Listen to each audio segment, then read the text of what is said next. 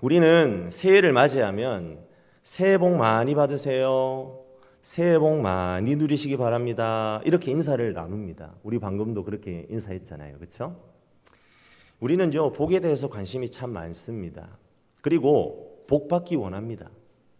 그런데 말입니다, 사랑하는 성도 여러분, 여러분들이 생각하시는 복은 무엇입니까? 무엇이 진짜 복일까요? 세상 사람들은 두말할 것 없이 복 받았다라고 하면 부요함을 떠올립니다. 복 받았다 이꼴 부자 되었다, 복 받으세요 이꼴 부자 되세요. 그게 세상 사람들의 관점이죠. 물질적으로 풍족한 것을 복 받은 것이라고 생각한다는 겁니다. 하지만 우리는 깨달아야 합니다. 결코 물질적인 복이 우리가 생각하는 복의 전부가 아니라는 사실을 말이죠. 물질이라는 것은 매우 중립적입니다. 물론 물질, 돈이 우리에게 많으면 좋겠습니다. 삶은 편안할 것입니다.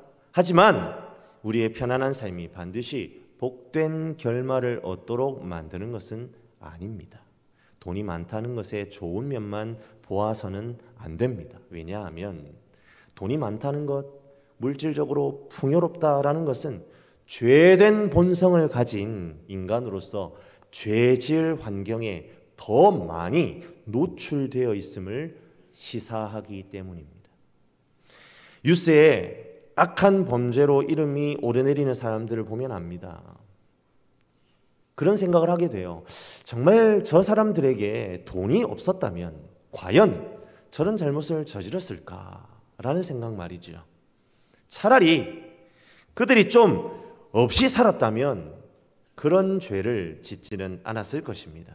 돈이 많아서 더 큰 죄를 짓는다면 우리는 과연 그 많은 돈을 복이라 할 수 있을 것이냐는 말입니다. 그렇다면 다시 원점으로 돌아가서 성도님들께 한번 여쭤보겠습니다. 과연 무엇이 복입니까? 우리는 그리스도인이라면 무엇이 복입니까? 라는 이 질문을 다른 질문으로 바꾸어야 한다라는 사실을 깨닫게 됩니다. 그렇습니다. 무엇이 복입니까? 라고 묻는 것이 아니라 과연 누가 주는 것이 복입니까? 라고 질문을 바꾸어야 한다는 거예요. 우리가 복을 받는다라고 하지 않습니까? 자, 받는다라는 것은 누군가가 복을 주는 주체가 있다는 의미이죠. 그렇습니다. 이 세상에 수많은 복이라 이름 붙여진 것들을 우리는 받습니다. 그것이 우리의 인생입니다. 그런데 우리가 복이라고 넙죽넙죽 받지만 그것이 정작 복이 아닐 때가 있더라는 겁니다. 그래서 우리는 질문을 이렇게 해야 합니다. 과연 누가 주시는 것이 복입니까? 누가 주시는 것을 받아야 우리는 그것이 복이라는, 그것에 복이라는 이름을 붙일 수 있습니까? 라고 질문해야 한다는 말이죠. 사랑하는 성도 여러분, 한번 대답해 보십시오. 누가 주시는 것이 우리에게 복이 됩니까? 그렇습니다. 바로 여호와 하나님이십니다. 그분께서 주시는 것이어야 그것이 복이라는 말입니다. 우리는 이 사실을 놓치지 말아야 합니다. 우리에게 복을 주실 수 있는 분은 바로 하나님이십니다. 그와 동시에 우리는 깨닫습니다. 아, 맞구나. 하나님이 복을 주시는 분이시기에 하나님이 주시는 것은 다 복이구나. 하나님이 주시는 것이라는 확신이 들면 그것이 어쩔 때는 나를 힘들게 하고 시험 들게 하는 것이라 할지라도 이것은 주님이 주시는 복이다 여기고 순종해야 하는 것이구나 라고 말입니다. 오늘 우리가 살펴보고 있는 본문은 창조 이야기 가운데 특별히 인간의 창조에 대해 다루고 있습니다. 하나님께서는 하늘과 땅의 모든 것을 창조하셨습니다. 그리고 그분의 창조는 매우 선하고 아름다웠어요. 그런데 왜 우리는 하나님의 모든 창조의 역사를 선한 것으로 인정해야 할까요? 그 이유는 하나님이 창조하신 분명한 목적이 있기 때문입니다. 하나님의 창조의 목적이 무엇입니까? 그렇습니다. 놀랍게도 인간을 위한 창조였다라는 겁니다. 하나님께서 창조한 목적이 무엇이라고요? 그렇습니다. 맨 마지막에 창조한 인간에게 모든 것들을 주시기 위해서, 인간이 살 수 있는 거소를 만들기 위해서 하나님께서 창조하셨다는 겁니다. 하나님의 창조의 목적은 인간이었다는 거죠. 만약 한번 생각해 보십시오. 인간을 제일 첫째 날에 창조하셨다라고 생각을 해보세요. 빛도 없는 칠 같은 암흑 속에 완전히 집어던져진 상태가 되었을 겁니다. 모든 것이 물에 잠겨 있었기 때문에 서 있을 땅도 없습니다. 왜냐하면 천하의 물이 한 곳으로 모이고 땅이 드러난 때가 언제예요? 셋째 날입니다. 셋째 날이기 때문에, 셋째 날에 비로소 이루어진 것이기 때문에, 만약 첫째 날에 인간이 창조되었다면 끝도 모를 암흑, 그것도 물속에서 허우적거려야만 하지 않았을까요? 이렇게 따져보면 창조의 첫날부터 다섯째 날까지, 첫날에는 빛을, 둘째 날에는 궁창을, 셋째 날에는 땅 위에 각종 식물을, 넷째 날에 해와 달과 별, 다섯째 날에 새와 물고기, 여섯째 날에 짐승과 사람이 만들어졌는데요, 첫째 날부터 다섯째 날까지는 인간 창조를 위한 준비 과정이었다라고 해도 무방하다는 겁니다. 하나님께서는 자신의 위대한 계획에 따라 완벽한 솜씨로 모든 것을 만드셨어요. 그런데 그 위대한 계획의 목적이 놀랍게도 인간 창조에 초점 맞추어져 있다는 거예요. 이처럼 하나님께서는 천지 창조의 계획의 종착역으로 사람을 선택하셨습니다. 창조의 목적이 다름 아닌 인간의 창조였다는 겁니다. 그러하기에 하나님께서는 인간을 창조하시는 데 있어서 다른 생물들과는 구별된 방법으로 인간을 창조하고 계심을 보게 됩니다. 그 내용이 잘 나타내는 것이 바로 26절 말씀입니다. 우리 함께 26절 말씀을 한 목소리로 힘차게 한번 읽어보겠습니다. 하나님이 이르시되 사람의 형상을 따라 우리의 모양대로 우리가 사람을 만들고 그들로 바다의 물고기와 하늘의 새와 가축과 온 땅과 땅에 기는 모든 것을 다스리게 하자 하시고.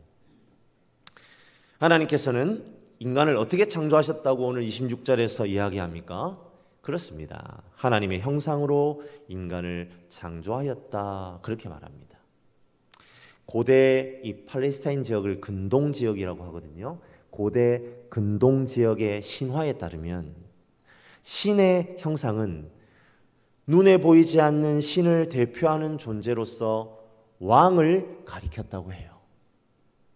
신이 직접 인간을 다스릴 수 없으니까 다름 아닌 눈에 보이는 왕을 내세워서 신을 대신하여 통치하게 한다, 그렇게 이해했다는 겁니다. 그러면 고대 근동 지방의 세계관에 따르면 하나님의 형상, 신의 형상은 누구에게만 있는 겁니까? 그렇죠. 왕에게만 있는 겁니다. 하지만 놀랍게도 성경은 모든 사람이 다 하나님의 형상으로 지음받았다 말하고 있습니다. 모든 사람이 하나님의 형상으로 지음받았다는 것이 우리에게 던지는 의미는 무엇입니까? 크게 우리는 두 가지로 생각을 해볼 수가 있습니다. 첫 번째는 무엇입니까? 첫 번째로 우리가 하나님의 형상으로 지음받았다라는 것은 인종, 신분, 지위, 고하를 막론하고 모든 사람은 존귀하다라는 의미가 담겨져 있다는 거예요. 하나님께서는 어떤 사람도 차별하지 않으시고 모두 하나님의 형상을 따라 우리를 지으셨다라는 사실을 분명히 하고 있습니다. 고대 근동지방 이 창세기가 쓰여졌을 그때 당시의 문화는 그렇지 않았어요. 철저한 차별이 있는 시대였습니다. 하나님의 형상, 신의 형상은 왕에게만 있다, 특정한 지도층에게만 있다라고 했던 것이 그 시대의 문화적 배경입니다. 그런데 하나님은 놀랍게도 그 시대 가운데에 평등을 이야기하고 계신다는 겁니다. 사랑하는 성도 여러분, 2023년을 주님께 올려드리며 우리 안에 이런 다짐이 있었으면 좋겠습니다. 올 한 해는 특별히 어떤 사람에게도 동일하게 대하는 한 해가 되자는 다짐 말입니다. 우리는요, 우리가 생각한 것 이상으로 사람들을 가려서 대합니다. 기본적으로 나와 성향이 맞지 않는 사람을 대하는 것을 꺼려합니다.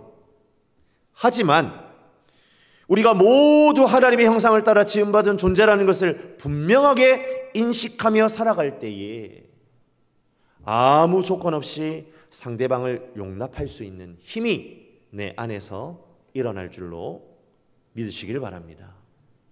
혹 내 안에 나와 다르다는 이유로 차별하거나 배제 혹은 혐오의 태도를 보이는 그 누군가는 없습니까?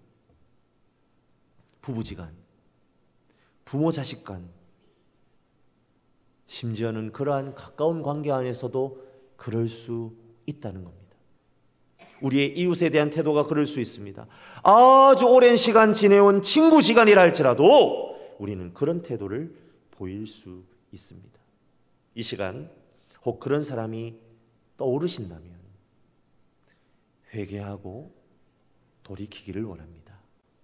모두가 하나님의 형상으로 창조되었음을 바라보며 하나님의 큰 사랑으로 품고 사랑하는 우리 모두가 되기를 주님의 이름으로 간절히 축복합니다.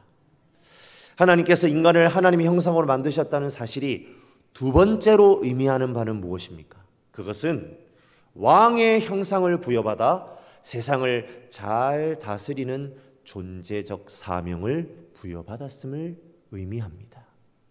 이 의미는 우리가 방금 읽었던 28절에 잘 나타나고 있죠. 우리 28절입니다. 한 목소리로 같이 한번 읽어볼까요? 하나님이 그들에게 복을 주시며 하나님이 그들에게 이르시되 생육하고 번성하여 땅에 충만하라. 땅을 정복하라. 바다의 물고기와 하늘의 새와 땅에 움직이는 모든 생물을 다 다스리라 하시니라. 아멘. 우리가 조금 전에 방금 읽은 28절에 그들은 누구이겠습니까? 그렇지요. 남자와 여자로 창조된 인간을 말합니다. 하나님께서는 인간을 남자와 여자로 만드셨어요. 이 의미는 공동체로 인간을 창조하셨다는 겁니다. 이는 하나님의 형상과 닮아 있는 사람의 중요한 특징이기도 하죠. 하나님께서는 성부, 성자, 성령 삼위일체로 존재하십니다. 삼위 하나님은 매우 오묘한 공동체의 모습을 우리에게 보여주세요. 하나님은 남자와 여자라는 방식으로 공동체를 이루어 서로 존중하며 살아가야 할 것을 우리에게 가르쳐 주셨어요.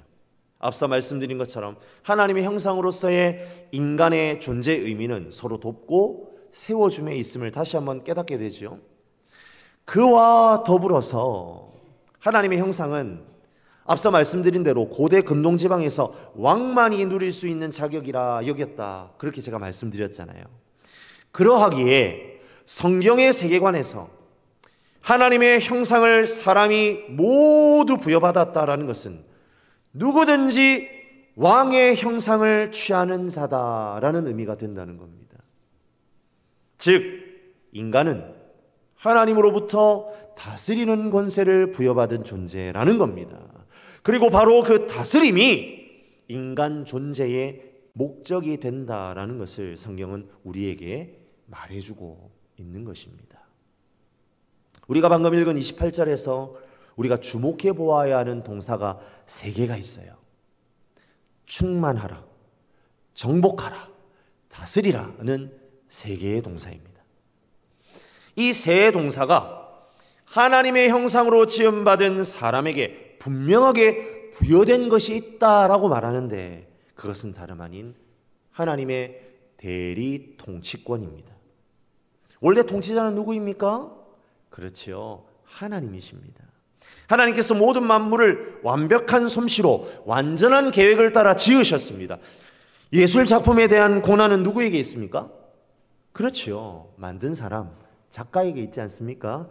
우리는 그것을 저작권이라고 부릅니다. 모든 만물에 대한 저작권은 하나님께 있습니다. 그런데 하나님께서는 그 저작권을 누구에게 맡기셨다는 겁니까? 맞습니다. 저와 여러분에게, 우리에게 그것을 맡기셨다는 거예요. 하나님의 대리 통치자인 인간이 그러하게 감당해야 하는 것은 무엇입니까? 맞습니다. 온 땅에 번성하고 땅을 정복하고 모든 피조물을 다스리는 임무입니다. 왕이 해야 하는 역할이 바로 이것이지요. 하나님이 맡겨주신 것을 잘 통치하게 하기 위해 하나님은 고대 근동 지역의 세계관에서는 엄두도 내지 못할 신의 형상을 모든 인간에게 부여하셨다라고 선언해 버리셨습니다. 여기에 있는 저와 여러분은 반드시 믿어야 합니다. 무엇을 믿어야 합니까? 그렇습니다. 하나님께서 하나님의 형상을 나에게 부여하심으로 나를 대리 통치자로 삼으셨다는 사실을 말이죠. 그런데 말입니다. 사랑하는 성도 여러분, 한 가지 마음에 걸리는 동사가 있습니다. 아까 말씀드린 세 동사 중에요. 그것은 뭡니까?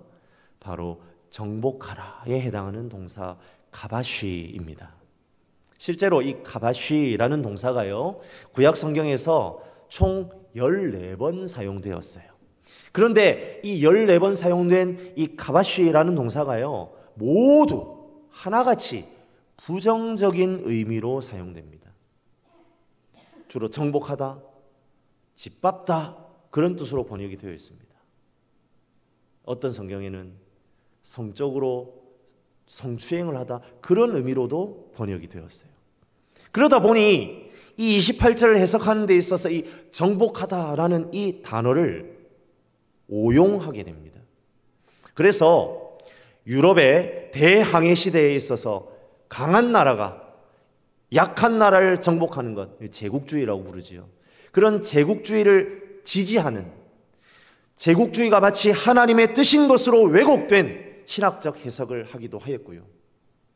자연을 정복의 대상으로 보도록 만들어서 자연 생태계를 파괴하는 것에 정복의 논리를 정당화시켜서 어처구니 없게 실수를 저지르게 하기도 하였습니다.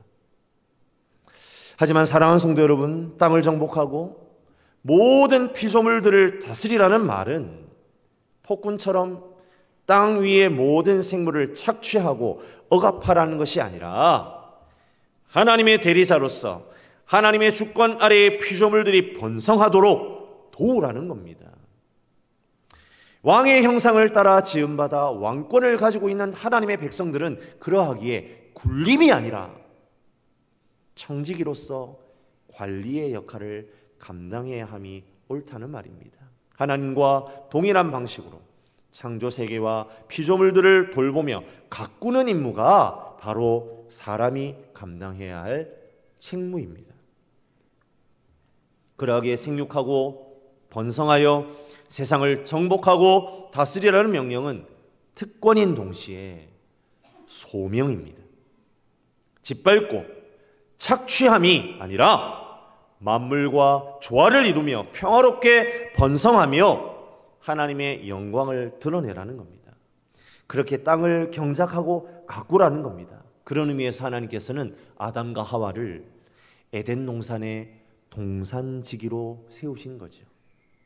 아담과 하와는 그 하나님의 명령에 온전히 순종함으로 에덴 동산의 동산지기의 역할을 잘 감당했어야 했는 겁니다. 하지만 어떻게 되었습니까? 인간은 그 하나님의 명령에 온전히 순종하는데 실패합니다. 사탄의 꾀임에 빠져서 하나님의 형상으로 지음받은 것을 선악과를 먹음으로 하나님이 된다라고 속삭이는 그 속삭임에 넘어가 버린 겁니다. 그래 결국 선악과를 먹고 하나님과의 언약을 어김으로 추방당하게 되지요.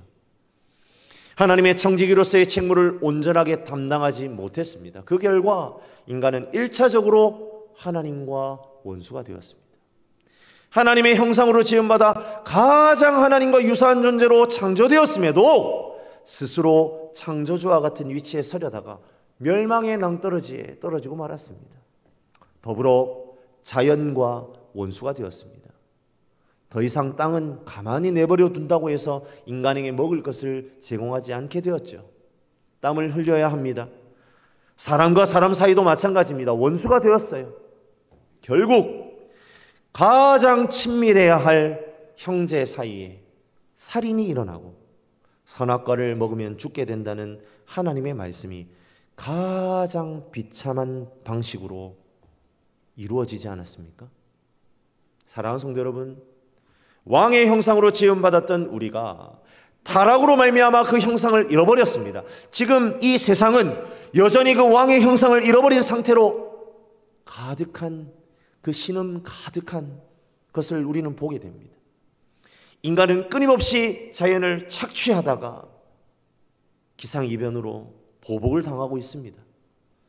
사람들은 서로를 결코 신뢰할 수 없기에 끊임없이 견제하고 경쟁합니다. 그런 가운데에 하나님 예수님이 이 땅에 오셨죠. 예수님께서 자신의 살을 찢으시고 피를 흘려주심으로 우리의 하나님의 형상을 회복시키려 하셨습니다.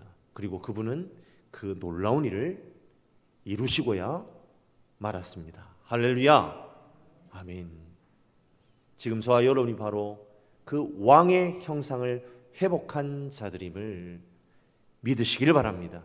그 예수 그리스도를 온전히 영접하여 구원에 이르는 자는 하나님의 형상을 회복하게 됩니다. 하나님의 형상을 회복한 우리가 감당해야 할 일은 무엇입니까? 그렇습니다. 하나님이 원래 우리를 창조하심으로 이루고자 하셨던 그 목적을 이루어 가는 겁니다. 바로 생육하고 번성하여 땅에 충만하여 정복하고 다스리는 일입니다. 마태복음 28장 18절부터 20절 말씀은 구원받은 인격이 어떻게 세상을 정복해 나아가야 하는지에 대해 말씀하십니다.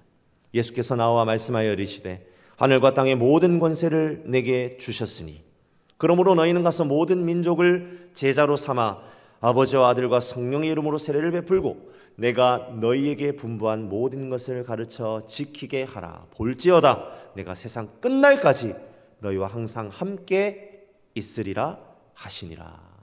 아멘. 제가 방금 읽은 이 마태복음 28장 18절을 보시면 하늘과 땅의 모든 권세라는 표현이 있습니다. 이것이 바로 하나님의 형상, 왕의 형상을 회복한 예수의 제자들에게 부여되는 권세입니다. 통치권이죠. 하나님께서는 예수로 구원받은 인격이 결국 무엇으로 다스리기를 원하시는 겁니까? 그렇습니다. 바로 그 예수님의 권세를 가지고 제자 삼는 사역을 통해 그 통치권을 사용하기, 그 권세를 사용하기를 원하십니다. 하나님께서는 복음을 전파하여 불신자들로 하여금 예수 믿게 하고 그들을 예수의 제자로 삼는 방식으로 세상을 정복해 나아갈 것을 우리에게 요청하고 계십니다. 우리는 제자 삼는 방법으로 하나님의 창조의 목적을 이루어드리는 그리스도인으로서의 사명을 감당해야 할 예수의 제자들입니다. 지금 이 자리에 있는 누구든지 그 사명에서 벗어날 자는 없습니다. 2023년에는 더욱 제자 삼는 사역에 자신을 드리고 헌신하는 저와 여러분들이 되시기를 주님의 이름으로 간절히 축복합니다. 이 일을 위해 우리는 무엇을 해야 할까요? 그렇습니다. 우리가 먼저 예수의 제자가 되어야 합니다. 예수의 제자가 되어야 또 다른 예수의 제자를 삼을 것 아닙니까? 이를 위해 전대중앙교회가 우리 교회 가운데에 시급하게 해결되어야 할 과제가 저는 있다고 생각합니다. 그것은 바로 예배의 회복입니다. 주일에 드려지는 공예배와 찬양 예배가 더욱 하나님 안에서 역동적이고 기쁨과 행복이 충만한 예배로 우리 각자에게 경험되어져야 합니다. 더불어 우리의 주중 모임에 더욱 관심을 가지고 참여하셔야 합니다. 지금보다 수요 예배, 금요 기도의 인원이 배가 되어야 합니다. 함께 모여 같은 말씀을 받아야만 우리의 공동체성이 더욱 확고해지고 우리의 제자로서의 정체성이 분명해진다는 겁니다. 올 한 해 예배의 회복이 각 개인과 가정 가운데 이루어지게 되기를 주님의 이름으로 간절히 축복합니다. 또한 우리가 제자가 되기 위해 배움의 자리를 소홀히 해서는 안 됩니다. 3월부터 기초 양육 과정이 시작됩니다. 성경 통독과 성경 개론 과정이 열립니다. 성경을 스스로 읽고 먹고 소화하고 공부하는 일에 자신을 들여야 합니다. 그래야만 내가 제자로 세워지고 또 다른 제자를 세울 수 있습니다. 믿는 자를 향한 세상의 공격에 의연하게 대처할 수 있습니다. 배우고 확신한 일에 거하는 우리 모든 전대중앙교회 성도들 되시기를 주님의 이름으로 간절히 축복합니다. 이처럼 왕의 형상으로 하나님의 대리의 통치자로 부름받은 하나님의 자녀들은 예수의 제자를 삼는 방식으로 땅에 충만하고 다스려야 할 의무를 가진 사람들입니다. 그런데 하나님께서는 우리에게 의무만을 주신 것이 아닙니다. 오늘 우리가 읽은 창세기 1장 28절을 다시 한번 잘 보십시오. 하나님께서는 충만하라, 정복하라, 다스리라는 명령을 내리시기 전에 인간을 향하여 먼저 복을 주셨다, 그렇게 말합니다. 그러하기에 하나님의 궁극적인 인간 창조의 목적은 다름 아닌 창조된 인간으로 하여금 복된 삶을 누리게 하는 것입니다. 인간이 누릴 복에 대한 하나님의 부연 설명이 바로 우리가 오늘 읽은 2장 1절에서 3절에 나타난 안식입니다. 인간이 누릴 복에 대한 하나님의 부연 설명, 안식.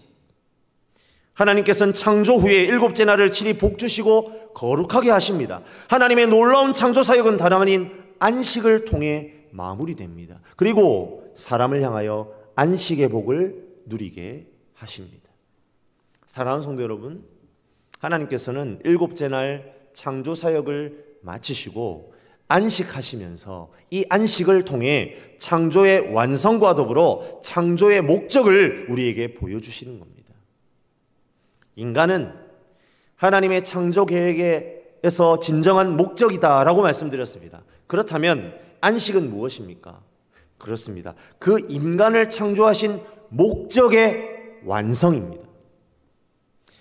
하나님은 직접 안식의 모범을 보이십니다. 그리고 우리에게 그 안식으로 나아오라, 우리를 그 안식으로 초청하십니다. 그리고 이렇게 말씀하시는 거예요.